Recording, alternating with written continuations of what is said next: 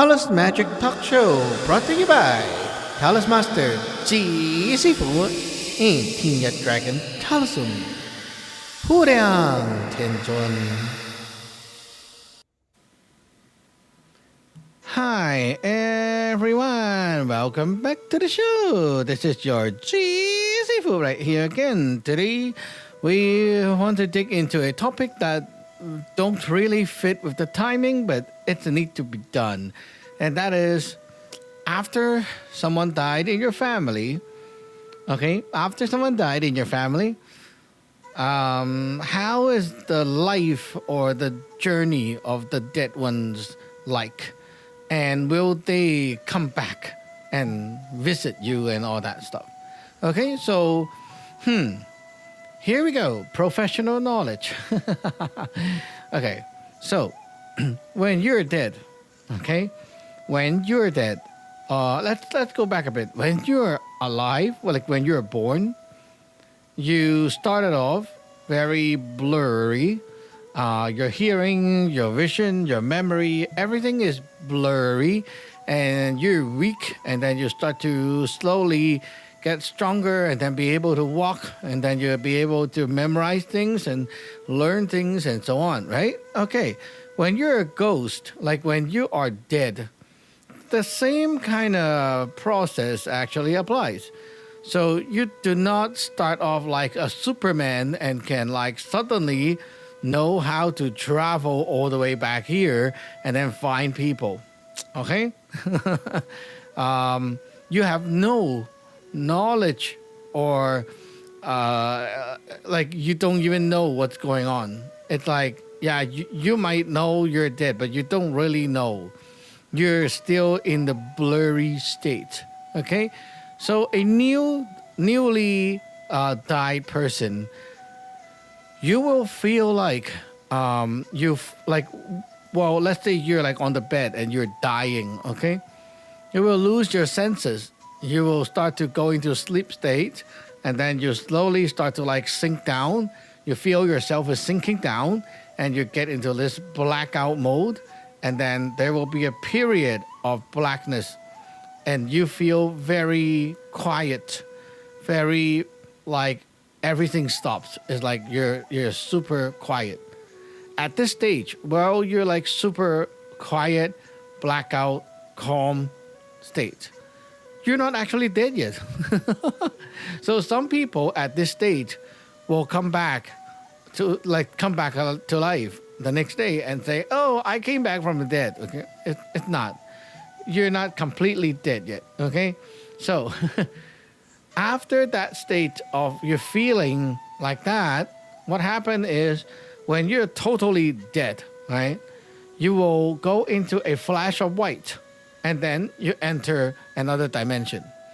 Another dimension, which means you're completely dead already. You cannot go back. There's no way for you to go back. It's not like, you walk out of the room, you go back into the room. No, you cannot. So you cannot really go back anymore. You're in another dimension. But everywhere it's just like blurry blobs of light. When you try to unfocus your camera lens, everything blurs, right? Same thing. In here, you see lots of lights here, there, right? And it's blurry. You don't know what's going on. And you hear sounds, but the sounds are like you're in like underwater.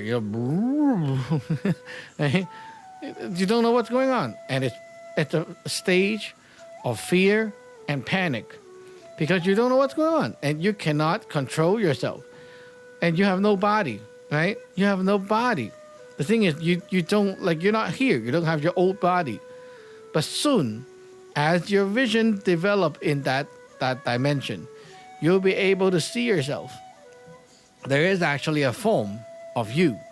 And that form of you is similar to when you're alive. But it's different because it's based on your soul condition. It's very hard to explain, but you can say like, okay, let's put it as a metaphor.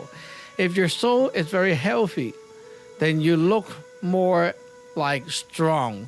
If your soul is very dead, then you look more like, wrecked up. So you don't really look like when you're alive, because when you're alive, you're already like sick, old, wrinkled maybe. But when you're dead, you have another look. You might look very young. Who knows? Because of your soul condition. So anyway, very hard to understand because you're not in that dimension living.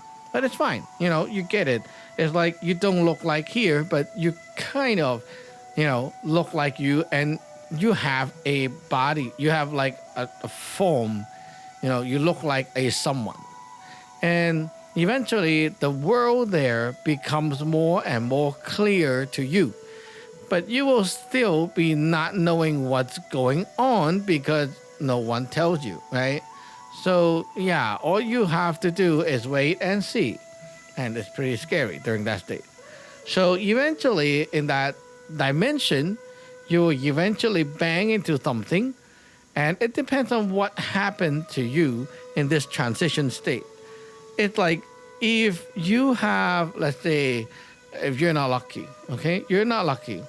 Then there might be some evil spirits, evil gods that we say, okay? The tyrants out there come along and kidnap you, capture you. Then you're pretty much screwed, okay? So you basically got captured into their world and become something there. It's not a good journey, but yeah. And then there are people who will really just stay there for a while, living a life there and know other people. There are people who will wait a while and they might be lucky enough to somehow go through another state and reunite with their spiritual planetary body, and they will be inside their own spiritual planetary body, the Yun Sun, living a life right there. So there are many possibilities of what to happen depending on what they encounter and what their relatives are doing for them. But the fact is, they will not be able to, and they cannot go back here and then find someone. So those of you who have experience, say, oh, my whoever came back after the death and come to visit me and all that, that's not them. Okay? Not them. Don't fall for the trick. And you know what?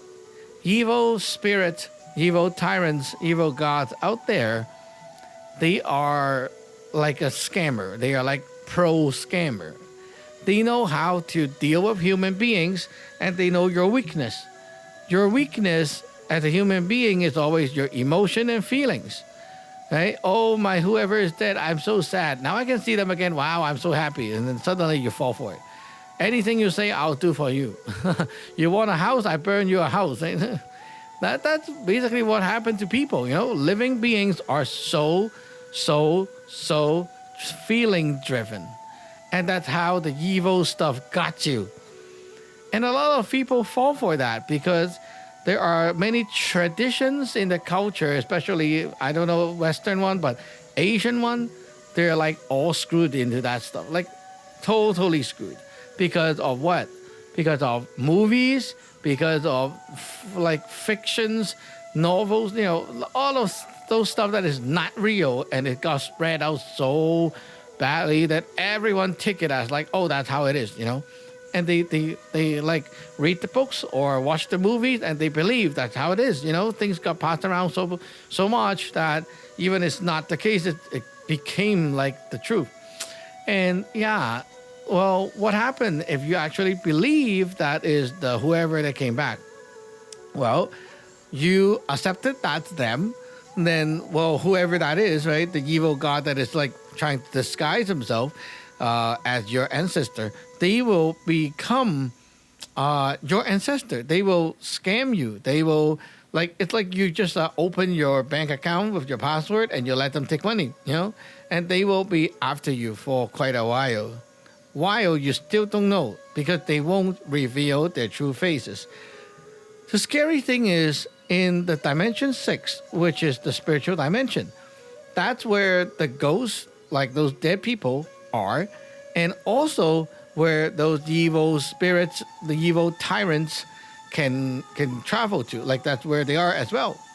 So the thing is, with these evil things, those evil lords out there, right? They have this property of they can shapeshift. If they have a bit of that soul energy from your ancestor, the one that passed away, they can just shapeshift into them and become like them.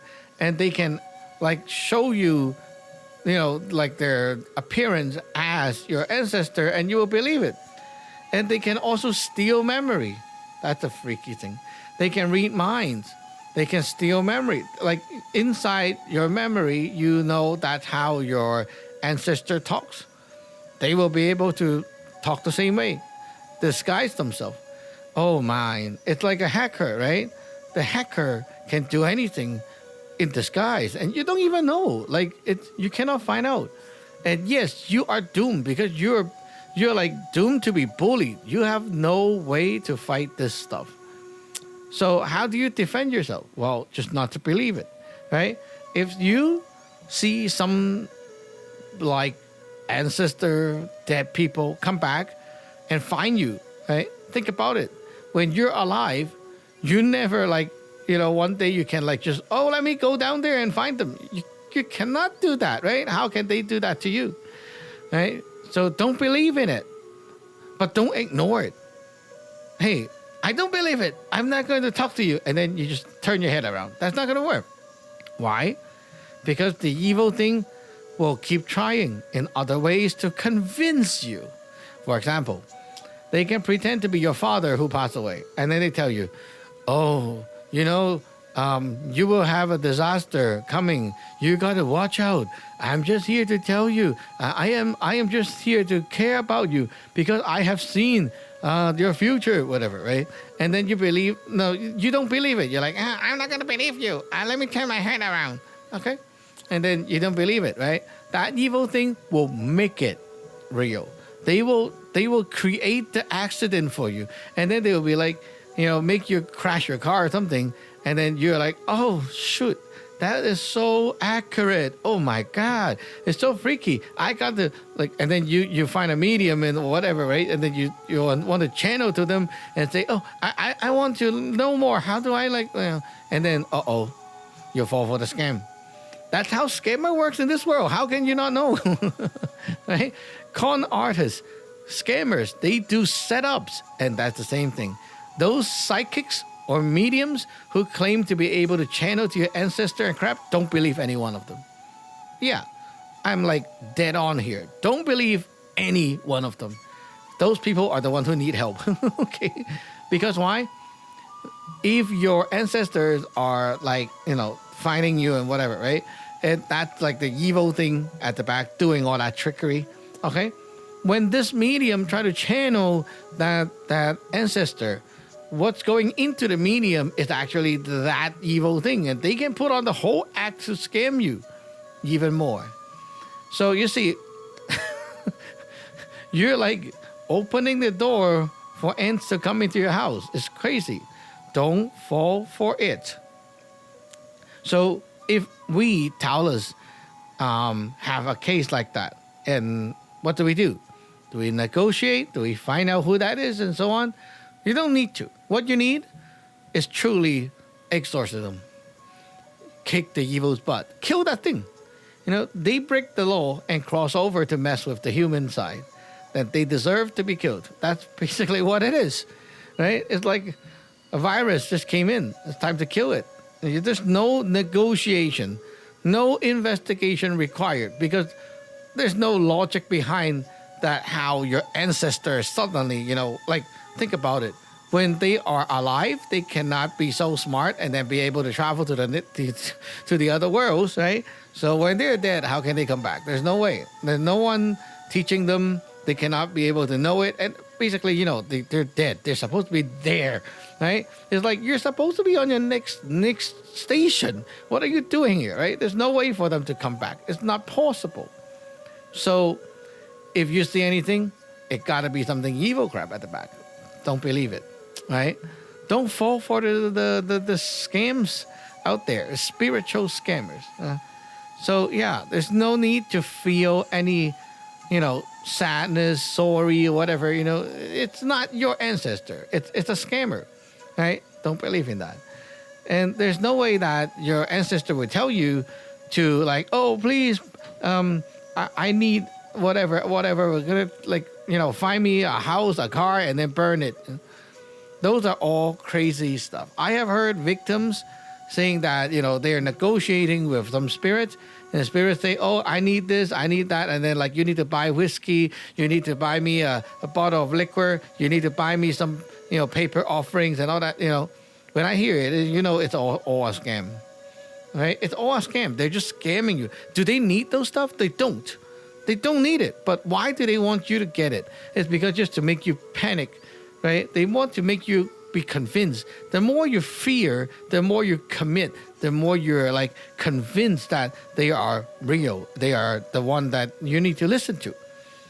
But to us, we are like professional exorcists. Right? We deal with these things all the time. When we see it, we know, oh, that's a bad guy. Kick their ass. Why do you need to like even dig into the story, right?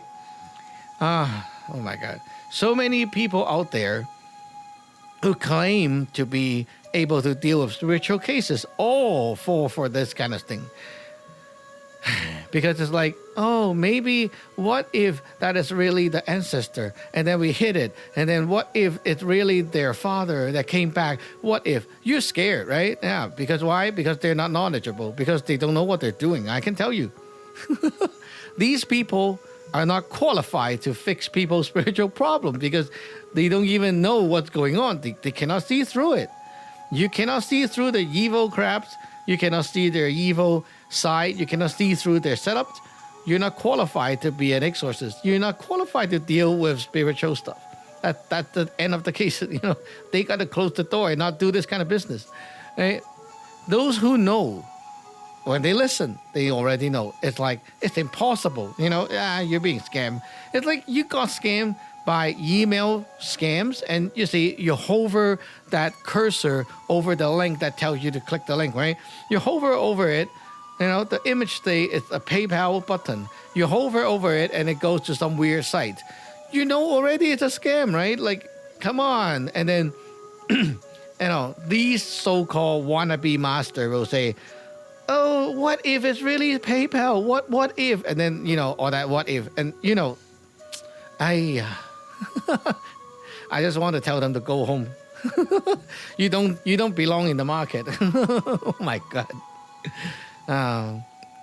Well, not saying who, but in my experience, Buddhism monks are famous for falling into this kind of stupid trap. I don't know why. They love falling into this. And the worst thing is their clients.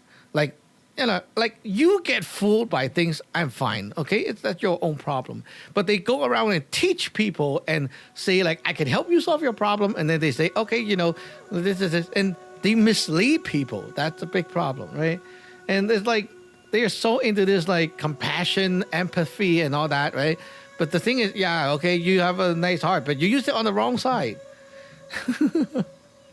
Like, what if? Oh, my God. They should not do this kind of business. Anyway, my timer is up. But if you ever encounter any death in your family, remember one thing. They will never come back to you and tell you things like, come help me, burn me, things. It's not going to happen, okay? If you see anyone coming back at you, it got to be a setup. And pay attention to that. What to do? You know who to call, right? You know who to find. Go to teenyetdragon.com, find me. He's evil. He can help you to kick the evil's butt. Anyway, New Year's coming up. Remember to clean up your house and get ready for the new year. We'll see you in the next episode. Bye-bye.